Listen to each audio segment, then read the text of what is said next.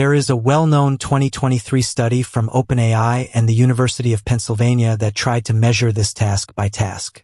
Its estimate was that around 80% of U.S. workers could have at least 10% of their work tasks affected by large language models, and that roughly 19% of workers might see half or more of their tasks affected. Notice the shape of that. Almost everyone is touched a little. A smaller slice is touched a lot. Nobody in that study is simply deleted. So the honest headline is not AI will take 300 million jobs. The honest headline is AI will touch a piece of almost every knowledge job and take a big bite out of some of them.